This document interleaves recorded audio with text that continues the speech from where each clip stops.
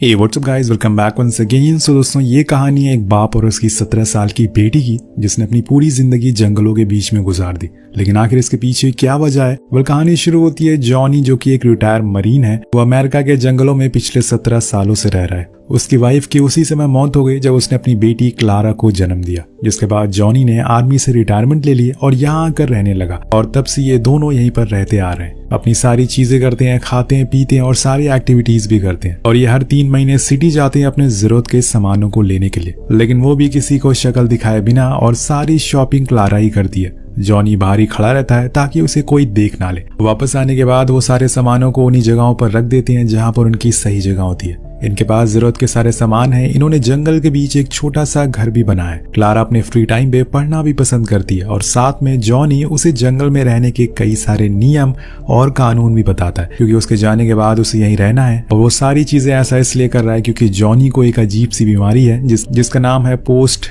Traumatic stress disorder. इस बीमारी के होने की वजह से उन्हें लगता है कि अगर वो बाहर जाएंगे तो लोग उन्हें उनकी बेटी को मार देंगे। ऐसा उनके साथ कई बार हुआ भी है, लेकिन वो बस उनका एक वहम है। आखिर उन्हें कोई बिना वजह क्यों मारेगा? लेकिन ये बात जॉनी को कौन समझाए? क्लारा को अपने डैड के साथ साथ रहते हुए काफी साल हो गए और इसलिए उसे भी उनकी बातों पर यकीन हो चुका है। और यही वजह है कि वो उसकी सारी बातों को हामी भरती है। लेकिन एक दिन उनके साथ एक बहुत बुरा हादसा होता है। जब क्लारा जंगल में लकड़ियां लेने जाती है तो उसी समय वहां पर कुछ रेंजर्स उसे देख लेते हैं, जिनके साथ एक ह्यूमन राइट ऑफिसर भी होती है। अब ये लोग फौरन क्लारा को पकड़ लेते हैं और उन्हें समझ नहीं आ रहा था कि ये बच्ची असल में यहाँ क्या कर रही है। और जब वो थोड़ा और आगे जाते हैं तो वहां उन्हें एक शेल्टर भी मिलता है जिसमें कई सारे सामान थे। थोड़ा और छानबीन करने पे उन्हें वहां जॉनी भी मिल जाता है और वो उसे पकड़ लेते हैं। जिसके बाद वो उस ऑफिसर को सब कुछ बताती है कि आखिर वो यहाँ क्यों रह रहे हैं। उसका कहना था कि वो लोग यहाँ पर सेफ हैं, क्योंकि अगर वो बाहर जाएंगे तो ये बाहर वाले लोग उन्हें और उनके डैड को मार डालेंगे। लेकिन ऑफिसर उसे समझाती है कि ये सब एक झूठ है, ऐसा कुछ नहीं है, तुम्हें हमारे साथ चलना होगा। अब वो जाने को तो तैयार नहीं थी, लेकिन जब वो देखती है कि उसके डैड को वो लोग ले जा रहे हैं तो उसे भी मजबूरन जाना पड़ता है। वो इन लोगों को जेल नहीं भेजते, असल में इन्हें एक रिहाब कैंप भेजा जाता है जहाँ पर कुछ ऐसे बीमार लोगों को इलाज होता है। वहाँ बहुत सारे लोग पहले से मौजूद थे, तो अब शायद इन दोनों को यहीं पर कुछ दिन और रहना पड़ेगा। क्लारा की उम्र के बच्चे वहां मौजूद थे और आज उसने पहली बार किसी तीसरे इंसान से बात की थी, वो भी खुद की उम्र की। इसलिए उसे ये सब काफी अजीब लगता है। वो बच्चे उसे पूछते हैं कि क्या तुम गरीब हो या फिर तुम किसी तरह का नशा करती हो? तो वो कहती है कि ऐसा कुछ नहीं है, ये लोग हमें हमारे घर से जबरदस्ती उठा कर ले आए। क्लारा को अभी तक ये पता नहीं था कि वो असल में जंगल में रहती है, जो जानवरों का घर है, ना कि इंसानों का।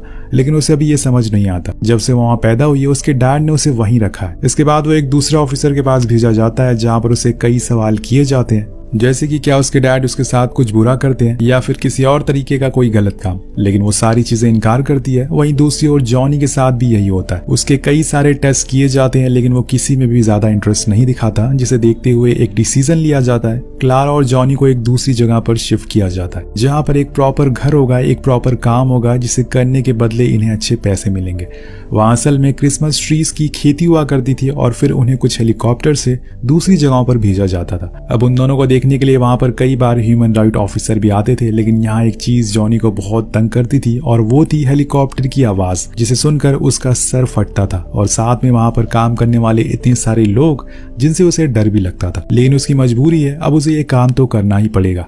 वहीं दूसरी ओर क्लारा के लिए चीजें आसान हो रही थी। वो नए लोगों से घुल मिल रही थी और इसके साथ ही उसे वहां एक लड़का भी मिलता है जो कि उसी की एज का था, जो क्लारा को एक लोकल यूथ ग्रुप में भी ऐड करवाता है, जहाँ पर वो लोग कई सारे काम सीखते हैं। और इसमें क्लारा को मजा भी आ रहा था। वो धीरे धीरे ही सही लेकिन सेटल होती जा रही थी। लेकिन वहीं जॉनी को यह माहौल पसंद नहीं आ रहा था। एक दिन जब क्लारा घर लेट आती है तो वो उसे बहुत सुनाता भी है, जिसे वो रोते हुए अपने रूम में चली जाती है। लेकिन यहाँ जॉनी का कहना था कि ये उनका घर नहीं है, वो असल में किसी और के घर में रह रहे हैं। वो दूसरों के कपड़े पहन रहे हैं और उसके बेड पर सो रहे हैं। तो कहीं ना कहीं जॉनी को अभी भी अपनी पुरानी जगह पर जाना, जहाँ से उन्हें उठाकर लाया गया था। लेकिन वो बस एक सही फैसला नहीं ले पा रहा है। अगले दिन विली आती है, वो ह्यूमन राइट ऑफिसर, और वो उसे कुछ पेपर्स पर साइन करने को देती, जो कि उन्हीं से रिलेटेड थे। जिसके बाद क्लारा फिर से उन्हीं बच्चों के पास चली जाती है, जहाँ पर उसे वही लड़का मिलता है जो खुद से एक घर बना रहा था, छोटा सा।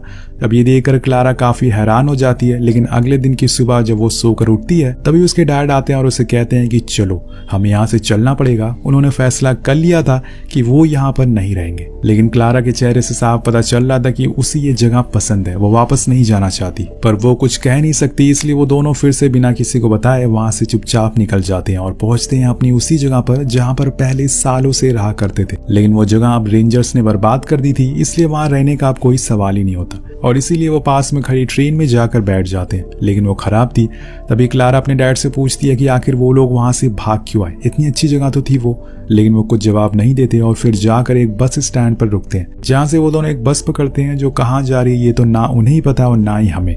लेकिन तभी वहां एक रेंजर आता है जो सारे पैसेंजर को चेक करता है, लेकिन उसकी नजर इन दोनों पर नहीं पड़ती और इसीलिए ये बच जाते हैं। अभी एक अनजान जगह पर उतरते हैं जहां पे आगे जाने के लिए इन्हें एक ट्रक ड्राइवर की लिफ्ट की जरूरत पड़ती है, जो उन्हें वॉशिंगटन के जंगलों के पास ही छोड़ देता है। अब इन्होंने यही रहने का प्लान बनाया है, मे बी यहाँ तक वो रेंजर्स पहुंच ना पाए, वरना उन्हें ये जगह भी छोड़नी पड़ेगी। तो आपको क्या लगता है कि क्या जॉनी अपनी बेटी के साथ सही कर रहा है? अगर उसे अकेले रहना है तो वो यहाँ रह सकता है, लेकिन वो अपनी बेटी को सिटी में रहने के लिए भेज सकता है, एक अच्छी लाइफ दे सकता है। लेकिन अभी उसे कुछ भी समझ नहीं आ रहा है, वो तो बस इस दुनिया के शोर से दूर भागना चाहता है, ऐसी जगह पर जाना चाहता है जहां पर कोई इंसान ना हो, इसलिए उसने जंगल चुना।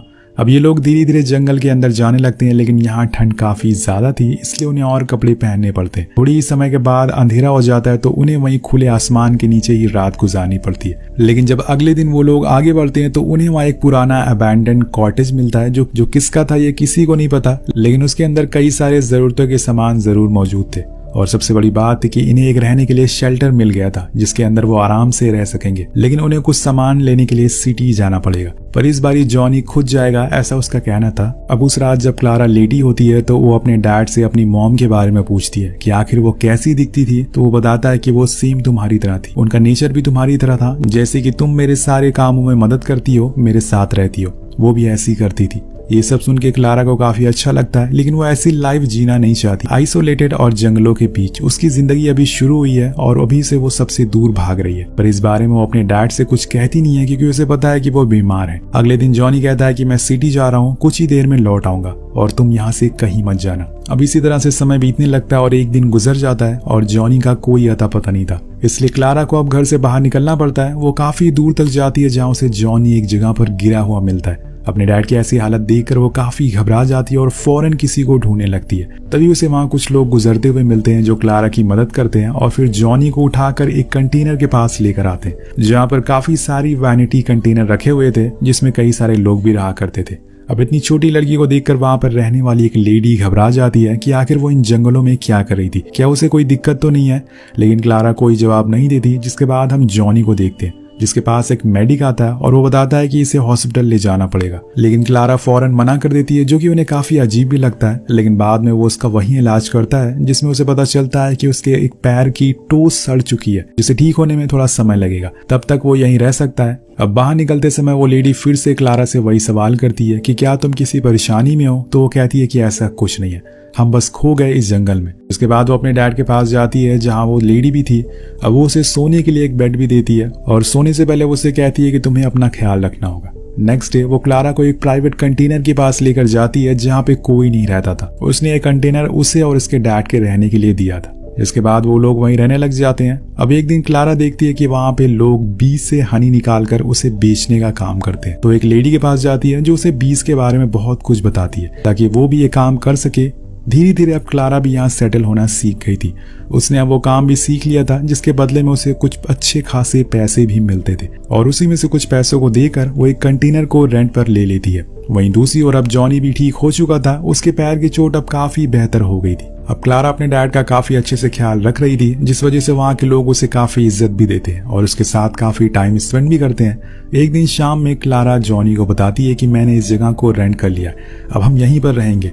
लेकिन ये सुनकर जॉनी कुछ खास खुश नहीं होता। ऐसा लग रहा था कि जैसे उसे यहाँ भी रहना पसंद नहीं है। और अगले दिन ऐसा ही होता है। वो एक बार फिर से क्लारा से कहता है कि अपना सारा सामान को पैक कर लो, हम यहाँ नहीं रह सकते। लेकिन इस बारी क्लारा कहती है कि आपको यहाँ के लोगों से क्या प्रॉब्लम है, इतने अच्छे लोग तो हैं यहाँ पर, आप क्यों जाना चाहते हो यहाँ से। तो वो उसे फिर से वही बात बोलता है कि ये हमारा घर नहीं है, हम यहाँ नहीं रह सकते। देन क्लारा बोलती है कि डैड आपको दिक्कत है, मुझे नहीं, मैं यहाँ आराम से रह सकती हूँ। लेकिन आखिर वो हार जाती है अपने डैड के सामने, क्योंकि वो उन्हें अकेला नहीं छोड़ सकती थी और अपने सामानों के साथ यहाँ से निकल जाती है। तो देखते हैं कि अब ये लोग कहाँ पर जाकर रुकेंगे। अब यहाँ कुछ दूर चलने के बाद क्लारा रुक जाती है और अपने डैड से कहती है कि मैं आपकी तरह कभी नहीं बन सकती हूँ डैड, और जरूरी नहीं है कि जिन चीजों से आप गुजर रहे हैं उसी चीजों से मैं भी सहन करूं। मैं थक गई हूं भागते भागते, अब मैं लोगों के साथ रहना चाहती हूँ, सिटी में सेटल होना चाहती हूँ। यहाँ पर जॉनी को समझ आ गया था कि उसकी बेटी ने फैसला कर लिया है, इसलिए वो उसे कुछ नहीं बोलता और बस सुनता रहता है। आखिर में वो उसे गले से लगा लेता है, जिसके बाद क्लारा वहां से एक कदम पीछे करने लगती है और उसी जगह वापस जाने लगती है। उसे जाते हुए देखकर जॉनी रोने लगता है, क्योंकि वो कभी नहीं चाहता कि उसकी बेटी उससे दूर जाए, लेकिन वो अपनी बीमारी की वजह से मजबूर है। उसे अपनी लाइफ में नहीं सोचा था कि उसकी ऐसी हालत हो जाएगी, उसे अपनी बेटी के बिना ही रहना पड़ेगा, इसलिए वो वहीं रोने लगता है। लेकिन ये हकीकत और उसे अपनानी पड़ेगी। क्लारा कहीं ना कहीं सही थी, क्योंकि वो अपनी पूरी लाइफ ऐसे जंगल में नहीं बिता सकती। उसे भी दुनिया देखना है, नए लोगों से मिलना है। लेकिन दूसरी ओर उसने अपने डैड को ऐसा अकेले छोड़कर अच्छा भी नहीं लग रहा था। तो आपको क्या लगता है कि कौन यहाँ पर सही है और कौन गलत है? वही हमें पता चलता है कि जॉनी को ये बीमारी कैसे हुई। एक्चुअल में कुछ सालों पहले वो एक जंग के लिए इराक में गया था, जहाँ पर उसने कुछ ऐसी चीजें देख ली जिसके बाद उसकी ऐसी हालत हो गई, और तब से उसे शोर शराबा या फिर ज्यादा भीड़ भाड़ वाली जगह से परेशानी होती है। अपनी इस बीमारी की वजह से उसने कई बार अपनी जान लेने की भी कोशिश करी है, लेकिन हर बार उसकी बेटी उसे रोक लेती है। लेकिन अब तो वो चली गई है, अब वो क्या करेगा? दूसरी तरफ हम देखते हैं कि क्लारा अभी भी अपने डैड का ख्याल रख रही है। वो जंगल के बीच में कुछ ग्रोसरीज का सामान रख देती है ताकि उन्हें सिटी ना जाना पड़े, और कुछ इस तरह से इस कहानी का अंत होता है। तो दोस्तों, कई बार मजबूरी हमसे ऐसे काम करवाती है जो हम कभी भी करना नहीं चाहते, लेकिन फिर भी हमें वो काम करना पड़ता है। आपके साथ अगर कुछ ऐसा हुआ है तो नीचे कॉमेंट करके जरूर बताइएगा, हम जरूर देखना चाहेंगे। वेल, मिलता है आपसे अगली वीडियो में। Thank you so much watching. Peace out.